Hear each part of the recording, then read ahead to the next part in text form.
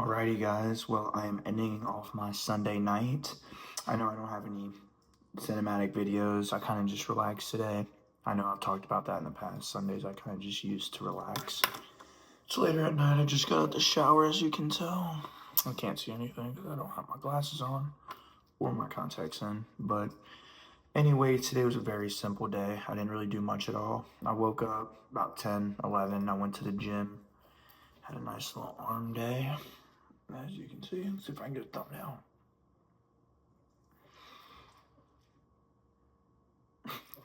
Anyways, I had arm day, did some abs, played a little basketball, making my YouTube video now, and then I put my laundry up, cleaned up my room a little bit, and yeah, so we'll be writing down the schedule for tomorrow.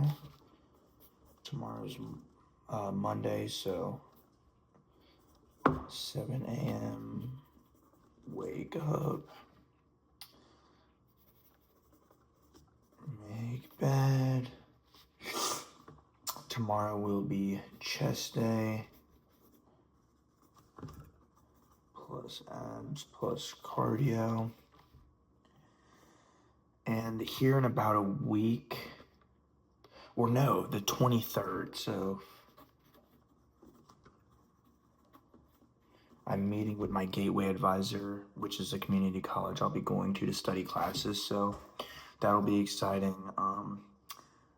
I'll be talking a lot about stuff like that whenever I start that up. Gateway meeting and a YouTube video. Yeah, so pretty simple day today. Tomorrow is going back to the usual schedule. There is one thing I wanted to talk about. Every video I'm gonna try and have like something to talk about. If not, I'm just gonna check in with you guys. There's a lot of stuff I read and think about throughout the day, and then I come to make this video and it just leaves my brain. But one thing I did want to talk about was eating correctly. This week I am going to start tracking protein again. I know in a video ago, about a week ago, I was just recovering from getting sick and stuff, so I'm finally back to it, and I want to actually start eating more healthy, including fruits in my diet.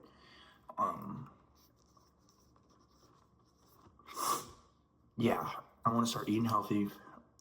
They say that if you're on a cut, obviously I'm not here in my glasses, I was looking for these.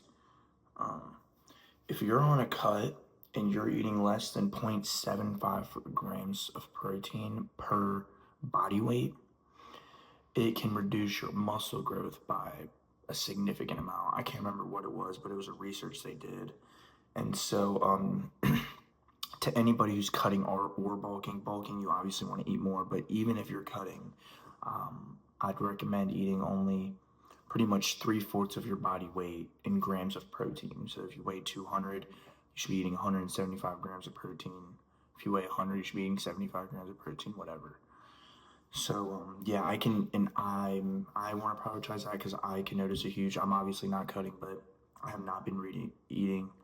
I don't even think I've been eating 0.75 grams of body weight protein, whatever, you get what I'm saying. I haven't even been eating 75% of the protein that I've been wanting to eat. So I am going to be prioritizing that, trying to get my weight back up. I'm not going to try and go super hard on myself because every time I do, I get burnt out quick. So I need to stay consistent with that.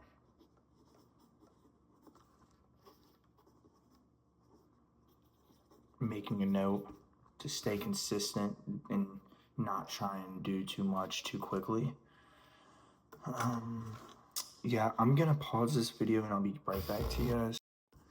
So there were a few other things I wanted to talk about just to keep you guys interested in my videos and stuff. I am gonna try and talk about something every video, if not multiple things, and usually it starts off with a small topic or something I'm thinking about, and I can just carry it further into more detail and put my perspective and my viewpoints on it. So the first thing I wanted to mention to you guys is if you're ever feeling like you're making excuses.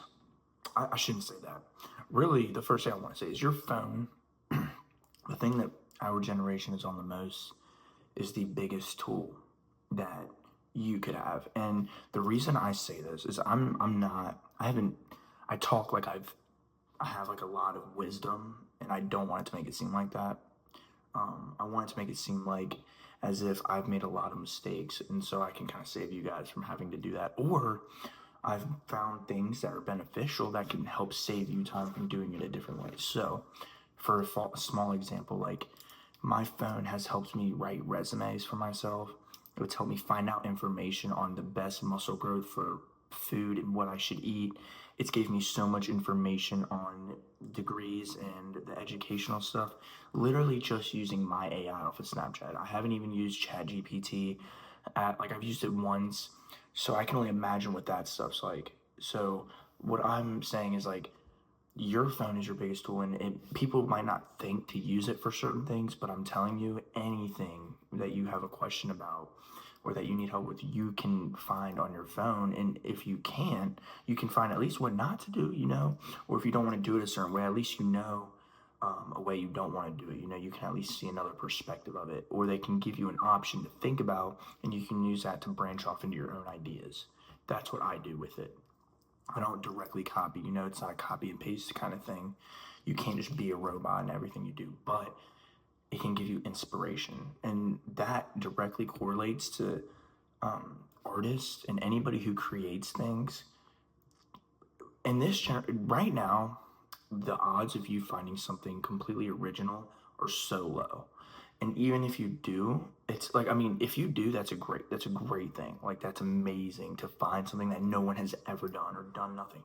But I don't think that should be the goal. I think what people need to focus on is taking inspiration from multiple things and using that to make their own thing. That's how people develop art styles when it comes to drawing, is they're not making their own style for 100%. Like, they didn't just come up with this. They took inspiration from other artists and things like that.